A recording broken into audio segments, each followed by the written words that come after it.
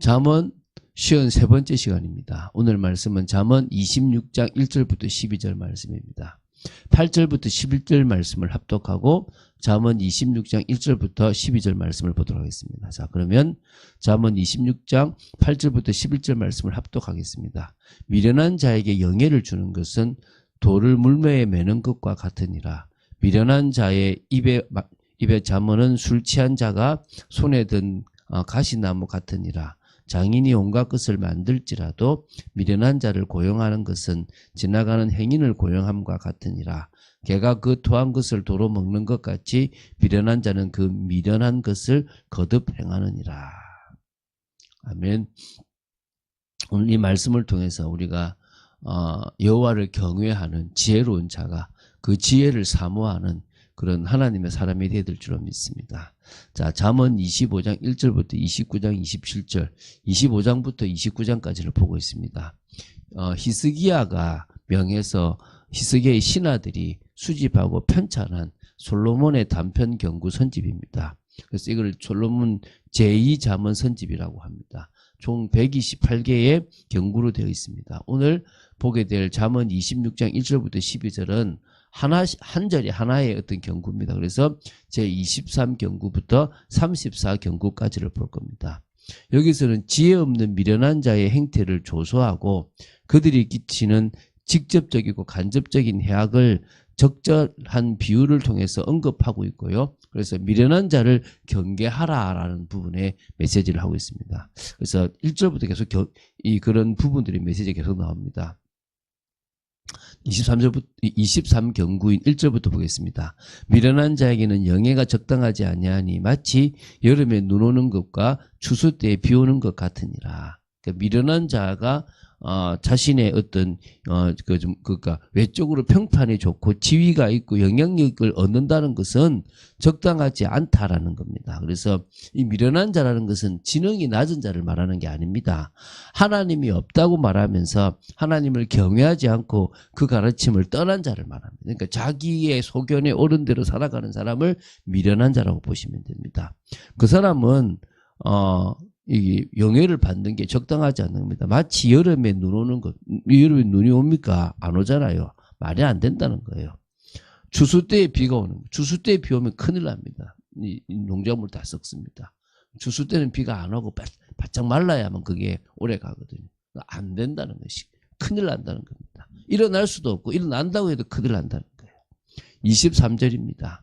23경구 2절입니다. 이제 24경구고 이제 2절입니다. 까닭 없는 저주는 참새가 떠도는 것과 제비가 날아가는 것 같이 이루어지지 아니하느니라. 이스라엘 사람들은요, 다른 사람들보다 저주나 축복에 민감해요. 그러니까 누군가가 저주하면 저주가 이루어진다 그러고 축복을 하면 그 복이 이루어진다고 믿어요. 그래서 이거는 공공연하게 영향을 미친다라고 생각했던 거죠. 근데 어리석은 자가 하는 까닭 없는 저주는 그 참새가 떠도는 것, 제비가 날아가는 것 같이 이루어지지 않는다 말이에요. 성취가 안 된다는 거예요. 그래서 너무 하지 마라, 걱정하지 마라. 까닭 없이 내가 저 사람은 잘못한 거 없는데 하는 그런 저주, 정말 그냥 하는 그런 거는 의미 없다는 것입니다. 오늘 명심해야 될 줄로 믿습니다. 25경구입니다. 3절입니다. 말에게는 채찍이요 나귀에게는 재갈이요 미련한 자의 등에는 막대기니라. 그러니까 각자에게 그걸 길들일 수 있는 것이 뭐냐, 말이나 나귀에게는요 채찍이 필요하고 재갈이 필요해요. 그래야 달리는 말이 더 잘 달리고 나귀가 먹는 것에 매이지 않고 달려갈 수 있는 겁니다. 일을 할 수 있습니다. 그러면 미련한 자는 뭡니까? 몽둥이, 막대기라는 거예요. 몽둥이가 약이라는 거죠. 혼내야 된다 말이죠. 오늘 저희들은 그런 몽둥이가 약인 사람이 되지 말게 되길 바랍니다. 자, 26경구입니다. 4절입니다. 미련한 자의 어리석은 것을 따라 대답하지 말라. 두렵건대 너도 그와 같을까 하노라. 미련한 자가 하는 어리석은 질문은 대답할 가치가 없다는 거예요. 너무 미련한 자가 하는 어리석은 어떤 여러 가지 것을 따라서 다 대답하고 맞추지 말라는 겁니다. 똑같은 수준의 사람이 된다는 거예요. 한마디로 지혜 없는 사람, 하나님을 모른다라고 하고 자기 교만한 사람과 너무 말 섞고 같이 있지 말라는 거예요. 그러면요 영향을 받게 돼요. 같은 수준 된다는 거예요. 우리가 뭐요? 지혜로운 사람. 안 만날 수는 없습니다. 그래서 그 다음 경구가 또 있습니다. 자, 27경구가 5절인데요. 미련한 자에게는 그의 어리석음을 따라 대답하라. 두렵건대 그가 스스로 지혜롭게 여길까 하노라. 자, 분명히 앞에는 아예 대답하지 마라 그러는데 지금은 뭡니까? 어리석음을 따라 대답하라 그러죠. 반대가 아니라 대답 안 하는 게 낫는데 대답 안 하고 살 수가 없잖아요. 그렇잖아요. 우리가 뭐 사회적인 존재인데 그럴 수 없잖아요. 대답을 해야 된다면 그의 어리석음을 따라 대답하라 말이죠. 뭡니까? 그가 어리석다는 것을 알게끔 만들어라 말입니다. 그것도 물론 지혜롭게 해야 되겠죠. 그래야 그가 스스로 지혜롭게 여기지 않는다는 거예요. 그를 너무 지켜 세우면 그 어리석음이 지혜로운 줄 안다니까요. 다시 말하면 하나님이 없다라고 하는데 맞다라고 맞춰주면 안 된다는 거예요. 그 생각이 어리석다는 것을 알려줘야 된다는 거예요. 아니면 스스로가 되게 지혜롭다라고 생각하는 거예요. 여러분 그런 여러분에게 지혜가 있고 그래서 정말 사람을 디스하는 게 아니라 그 사람이 스스로를 볼 수 있도록 도와줘야 될 줄로 믿습니다. 자, 28경구입니다. 6절이죠. 미련한 자 편에 기별하는 것은 자기의 발을 베어 버림과 해를 받음과 같으니라. 그런 거죠. 무슨 말이냐면 내가 소식을 전해야 되는데 이 소식을 전하는 그 전달자도 지혜로운 자야 되는 거예요. 그래도 어느 정도 그걸 전달할 수 있는 사람이 되는데 미련한 자가 전달하는 것은 중간에 딴짓을 할 수도 있고 제대로 전달하지 못할 수도 있겠죠. 그걸 통해서 뭔가 소식을 전하는 것은요. 자기의 발을 베어버리는. 그럼 그건 끝나는 거잖아요. 해를 받은과 같은 거예요. 이건 말이 안 된다는 거죠. 여러분이 누구에게 중요한 소식을 전할 때도 이 소식을 제대로 전할 사람을 찾습니다. 그게 기본이지 않겠습니까? 그렇죠? 그 얘기인 거예요. 우리가 지금 우리 주위에 사람을 쓸 때도 미련한 자가 아니라 지혜로운 자, 하나님을 아는 자. 여기서 좀 착각할게.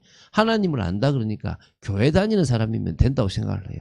그것도 착각입니다. 교회 다니는 사람이 지금 미련한 상태에서 이제 교회 다녀서 뭔가 해보려고 한다면 똑같은 수준이거나 더 나쁠 수도 있어요. 불신자가 오히려 더 나을 때도 있다는 거예요. 그러니까 무턱대고 미련한 자, 다시 하나님을 거역한 자가 맞다 이 말이 아니라요. 우리가 정말 하나님 주신 지혜로 사람을 분별할 수 있어야 될 줄로 믿습니다. 그래서 과거 통신수단이 발달하지 않았을 때는 소식을 전하는 자의 글이 아주 중요했기 때문에 그렇게 얘기하는 겁니다. 자, 29경구입니다. 이제 7절입니다. 저는 자의 다리는 힘없이 달렸나니 미련한 자의 입에 자문도 그러하니라. 그렇죠. 저는 자가 이렇게 막 달려본들 힘있게 달리겠습니까? 이렇게 뒤뚝 이렇게 걸어갈 거 아닙니까? 미련한 자가 말하는 잠은 미련한 자가 지혜롭다고 하는 게 똑같은 평가라는 거예요. 그런 의미에서 우리가 사람들의 그런 미련함의 평가를 받지 않을 만큼 말씀 속에서 세워져야 될 것이고 여호와를 경외하여 지혜의 근원이신 주님이 우리와 함께하는 축복을 얻어야 될 줄로 믿습니다. 30절입니다. 30경구 8절입니다.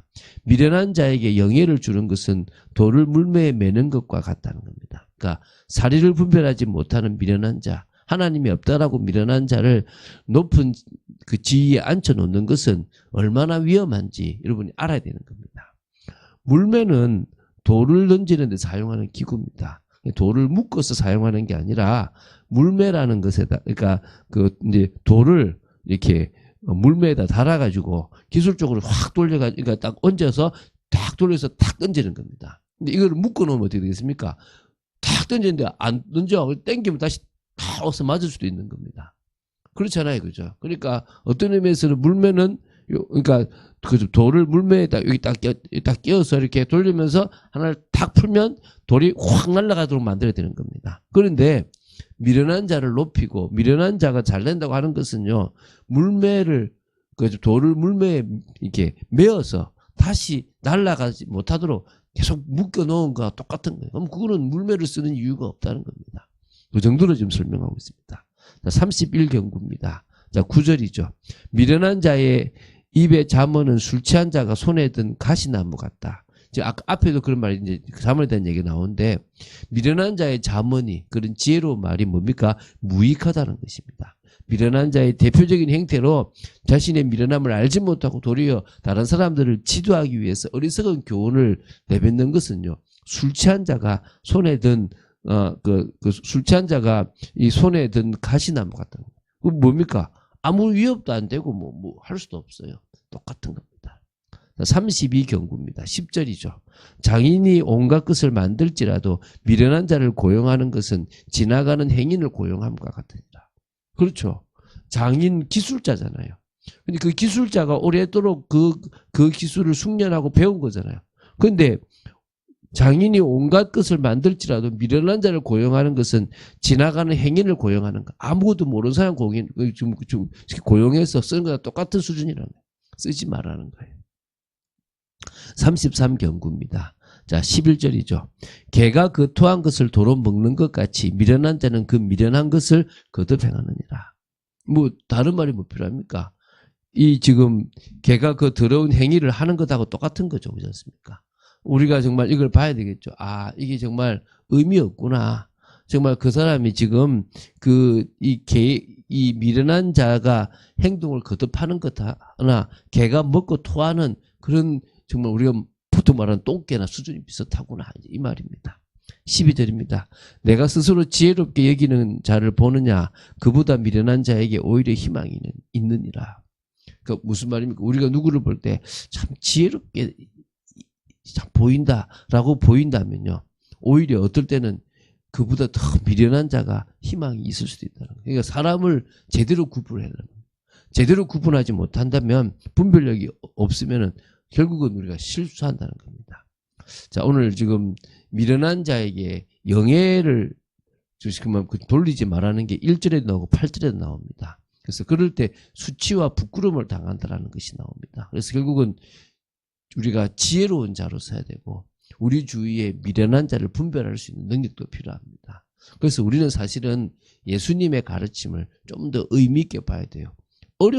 어렵습니다. 예수님의 말씀이. 오늘 잠언도 어렵잖아요. 그런데 그걸 이해 못하도록 하나님이 우리에게 은혜를 안 주시는 게 아닙니다. 여러분, 은혜를 사모하세요. 그리고 자꾸 말씀을 가까이 하세요. 그러면 어느 날 그 말씀이 여러분 마음에 딱 다가오는 때가 옵니다. 그리고 전체적으로 이해될 때가 온다는 겁니다.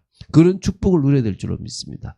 여러분, 쉽게 신앙생활을 해야 될지도 있지만 하나님의 말씀을 너무 쉽게 배우지 마십시오. 그냥 간단하게 이거다라고 생각하지 마세요. 그건 잘못된 겁니다. 하나님의 말씀은 얼마나 깊습니까? 그것을 제대로 이해할 때까지 계속 묵상하고 계속 배워나가는 그런 여러분 되어야 될 줄로 믿습니다. 그런 응답을 받는 여러분 되시기를 주 예수 그리스도 이름으로 축원드립니다. 주는 그리스도시여 살아계신 하나님의 아들이심을 고백합니다. 오늘도 저희들에게 말씀 주심을 감사합니다. 저희들이 미련한 자로 서지 않게 하심을 감사합니다. 물론 아버지 저희들은 연약하고 미련한 부분이 있습니다.